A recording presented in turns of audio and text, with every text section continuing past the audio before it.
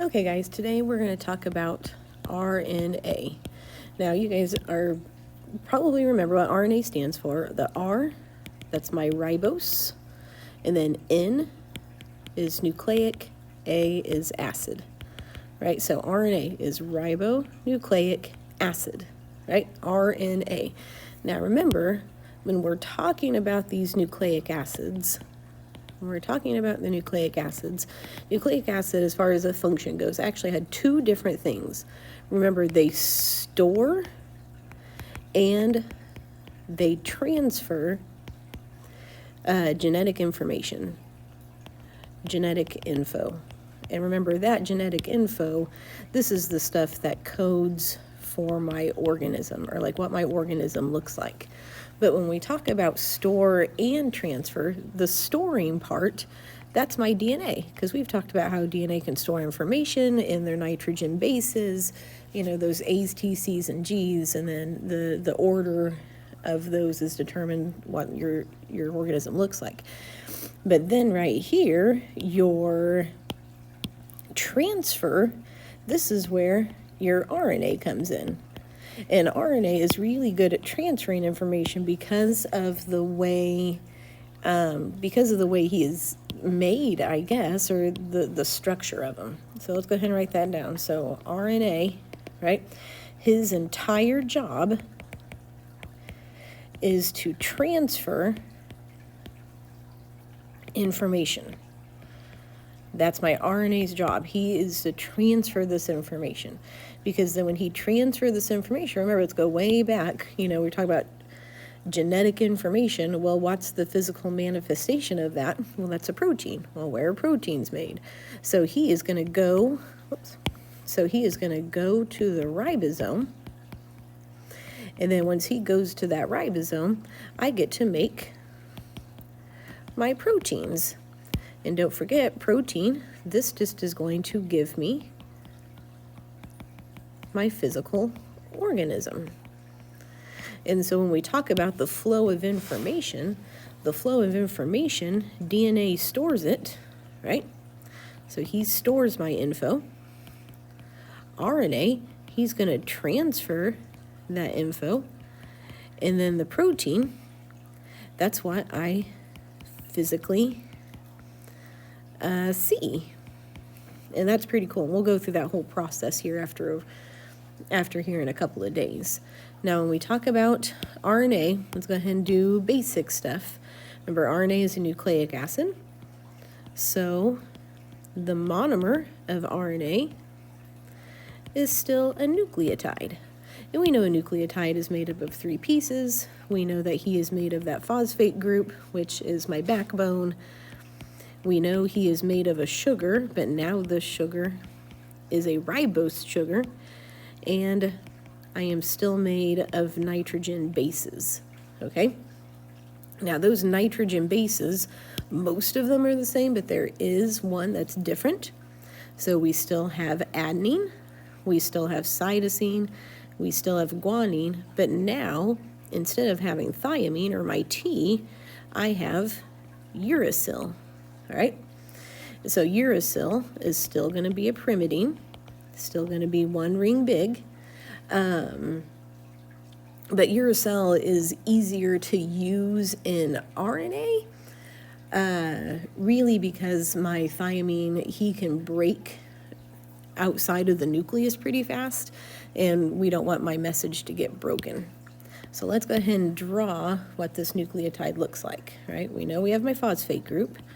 So here's my phosphate with my, double bond, with my 4 O's.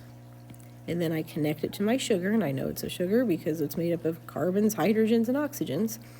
Except now, remember, DNA was deoxyribose. Remember, D means not, and oxy means oxygen. But this is just ribose. So I get to have a hydroxyl group right there. And then I'll still have this nitrogen base. Now, as far as carbons go, still numbered the same. 1, 2, 3, 4, and then 5 right there. Except now, there you go, 5. Except now, at this 2' spot, That's where I get that next hydroxyl group, and that's why it's a ribose instead of a deoxyribose. Now, as far as directionality goes, I'm still going to build in a 5' to 3' direction. What's going to happen, and we'll go through this a little bit later, but RNA, what he's going to do is he's going to grab the code from DNA when it's loosely bound. Remember that loosely bound state, that's called chromatin. And one of the things about this is that DNA, remember when we talk about DNA, how many strands in it? It's 2 strands. And so if I were to draw a nucleus or a cell, so here's my cell, and then here's my nucleus, and don't forget my nucleus has all these little pores in it, so that way things can get in and out. But if I have my DNA right here, oops, go to a pin. If I have my DNA right here, see, look, he's too big to fit through one of those nuclear pores, right? So DNA, because he's 2 strands, he's too big to leave the nucleus. And so since he's too big to leave the nucleus, if 2 strands is too many, well, how many strands is going to be able to go through it? That'll be 1. So RNA, he's going to come make a copy of that DNA, and then he's going to be able to leave through that nuclear pore and come out here to my cell, which is where my ribosomes are going to be. And so my RNA, that's a massive structural thing right here, he is single-stranded.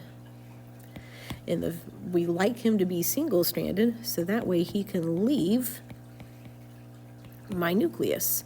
And once he leaves that nucleus, that means he gets to go to the ribosome, so he can make that protein for that organism. All right? Now, as far as the nitrogen bases go, because we're going to go through this whole process here in a couple of days, but my uracil, this is where uracil comes into play. Uracil is very short-lived. There, we'll talk about that. He's very, very short-lived, because once this RNA is out here in the cytoplasm, or out here in the cytosol, then we don't want him hanging out forever, because if he does, then he's going to make a bunch of proteins we don't need. And so we want this RNA to come out here, make the protein really fast, and then essentially break down. That way he's not making a bunch of stuff that my body doesn't need to spend energy on. So if I made a little T-chart, because we do need to know the differences between DNA and RNA. Say there's a couple key differences. DNA, he's 2-stranded, which is great because we don't want him to leave the nucleus because he has my genetic code and I want him to be safe. Versus RNA, RNA is 1-stranded, which is good because we do want him to leave the nucleus so that way he can go to the ribosome to help make proteins. The sugar in DNA is deoxyribose. The sugar in RNA is ribose. That's where the D and the R come from. The nitrogen bases in DNA are the A's, the T's, the C's, the G's, versus RNA is AU, CG. And then as far as function go, this is going to code for information, versus RNA, he's going to transfer information. Now, one last little bit is RNA. I actually get to have 3 types of RNA. 3 types of RNA, all right? The first one is called mRNA. Now, mRNA, M stands for messenger. And you guys know what messengers do. They deliver information. So what my mRNA does is he is going to, oh, that's not how I spell copy. He is going to copy that little section of DNA code. He's just going to do little sections at a time So he's going to copy that DNA code, and then he's going to take it to that ribosome to make a protein. That's his job. He's a messenger. And really all he looks like is just a little straight line. Now my next kind of RNA, this is my tRNA. T stands for transfer, right? And if I transfer something, that means I drop something off or I bring something. So my transfer RNA, what his job is he is going to bring the amino acids, because remember, if I'm making a protein, I definitely need amino acids. So he's going to bring amino acids to the ribosome based on that mRNA message. Okay, so that mRNA, he goes to the ribosome, and then if I'm going to make a protein, I have to have amino acids, so the tRNA brings those amino acids. Now, he actually has a really cool looking structure. Let's kind of draw it like this. Then he has little boopies at the end. And then it looks like this. So right here, where this red circle is, this is where those amino acids would be carried. And then this guy right here, on the opposite side, this is where I would match that mRNA code, and we'll go through that because that's a whole process. And then my last kind of RNA is RNA, because remember, this entire thing is I'm trying to make a protein. Well, I have my messenger RNA to grab the code, I have the tRNA to bring the amino acids, but where are proteins actually made? They're made at the ribosome, and that's what the rRNA is ribosomal RNA. And so his entire job is to make the ribosome. Like, that's his entire job.